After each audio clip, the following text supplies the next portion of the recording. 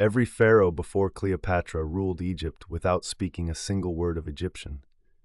She was the first one in her entire dynasty, 300 years, to actually learn the language of her own people. Wait, what? The pharaohs didn't speak Egyptian? How does that even work? The Ptolemaic dynasty, Cleopatra's family, were Greek. They took over after Alexander the Great died. For 3 centuries, they governed through translators and just never bothered to learn the local tongue.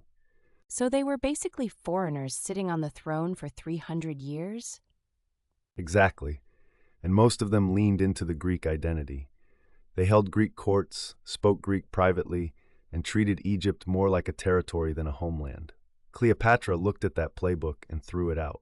Okay, but everyone knows Cleopatra for, being beautiful, charming Romans. Are we sure the language thing wasn't just a party trick? That framing is exactly the problem.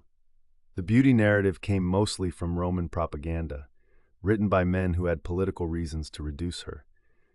The actual historical record tells a completely different story. Roman propaganda? Like they were actively trying to make her look bad? Worse, they were trying to make her look like a distraction, a seductress who confused great men. Because if she was just beautiful, then Caesar and Antony weren't outsmarted. They were just charmed. Oh, that's actually kind of genius propaganda when you think about it. Right? And we bought it for 2,000 years. Plutarch, one of the main sources people cite, literally wrote that her conversation was irresistible and her mind was the thing that captivated people. We just ignored that part.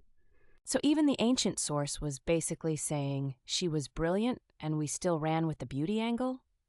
Plutarch specifically said her beauty was not remarkable enough to be exceptional, his word.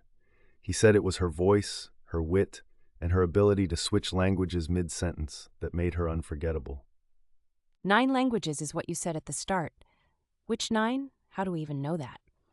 Egyptian, Greek, Latin, Ethiopian, Hebrew, Aramaic, Arabic, Parthian, and Median.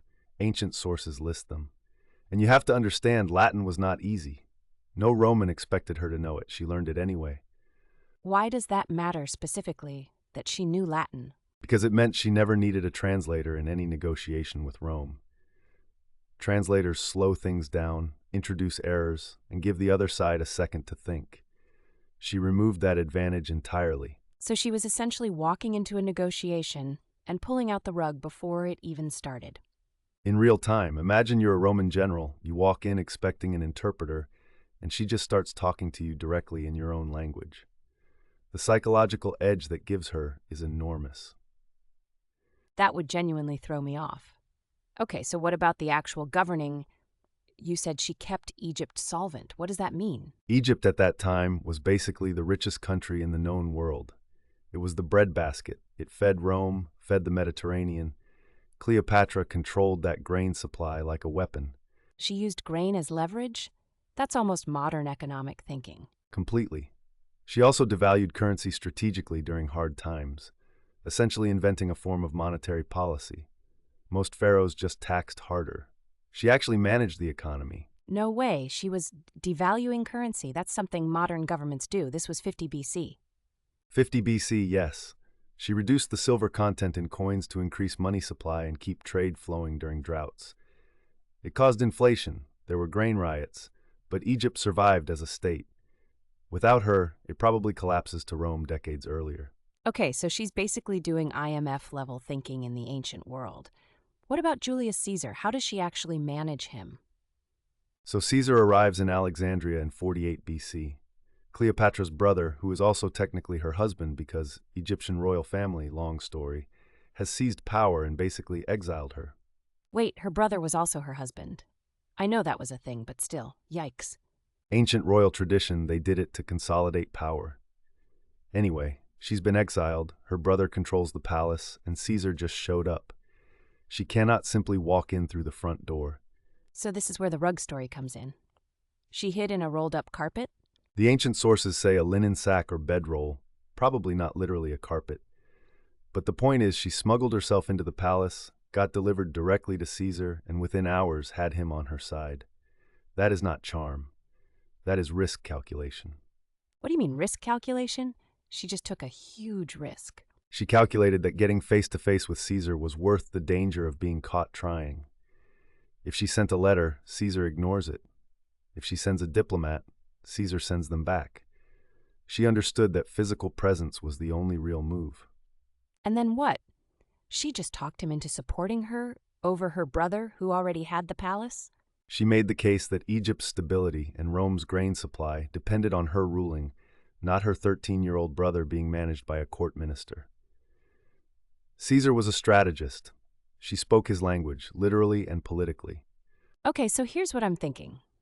Everything we've said kind of suggests she was just really good at using powerful men. Isn't that still the same narrative, just repackaged? And here is the plot twist that completely flips the script on that. Cleopatra did not need Caesar. Caesar needed her. Wait, explain that. Caesar was the most powerful man in Rome. Caesar arrived in Alexandria broke. He was owed enormous debts from a previous Egyptian king, Cleopatra's father. He needed that money to pay his armies. Without Egypt's treasury, Caesar's military machine starts falling apart. So he was the one who walked in needing something. She just made him think he was doing her a favor. She leveraged his need while making the alliance look like generosity on his part. That is not seduction.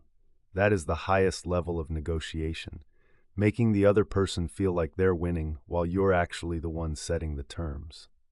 That is genuinely one of the most cold-blooded power moves I've ever heard of. And she did a version of it twice. After Caesar died, Rome was in civil war between Antony and Octavian. She waited. She watched. She chose Antony, not because she loved him first, but because she assessed which side had a better short-term military position. So Antony was also essentially a calculated bet? A calculated bet that eventually lost, but her logic at the time was sound. Antony controlled the Eastern Empire, which meant he controlled the trade routes Egypt depended on. Aligning with him was rational. What made it go wrong then? Because obviously it ended badly for both of them. Octavian, who later became Augustus, was simply a better long-game strategist, and he had one weapon Cleopatra couldn't fully counter: Roman public opinion. He ran a propaganda campaign that made Antony look like a man bewitched by a foreign queen. And there it is again, the seductress story. That was literally Octavian's campaign strategy. Exactly. And it worked so well that 2,000 years later we're still repeating it. Octavian won the war and then won the history. He controlled the narrative after she was gone. That's actually kind of terrifying. What about her death? The snake thing, is that even real? Probably not. Most historians today think she was poisoned by a pin or consumed a lethal mixture. Cobras don't kill that cleanly or quickly. The snake story was more dramatic and became the version people repeated. So even the story of her death got romanticized and turned theatrical. Her entire life did. But here's what's important. Even the way she died was a strategic decision. Octavian planned to parade her through Rome in chains as a trophy. She refused to be his spectacle. She chose death over being humiliated publicly. That's actually a power move, even at the end. She denied him his victory lap. Octavian reportedly wept when he found out, not from grief but from frustration. She had beaten him one last time by simply refusing to play his final act. Okay, that's one of the most powerful endings to any story I've ever heard. So what do we actually take from all of this? First, question every powerful narrative you've been handed about historical figures, especially women. If the story reduces someone brilliant to one physical trait, someone rewrote it, and you should ask why. That applies way beyond history, too. That's basically a life skill. Who benefits from this version of the story? Exactly the right question. And second, Cleopatra's actual superpower was preparation you couldn't see. 9 languages, economic policy, tactical patience. None of it was visible in the moment. It just looked like everything went her way. Invisible preparation that looks like luck from the outside. That's genuinely something you can apply this week. The next time you're walking into something high stakes, a meeting, a negotiation, a hard conversation, ask yourself, what does the other person actually need that I can offer? That's not manipulation. That's Cleopatra-level strategic thinking, and it's available to anyone.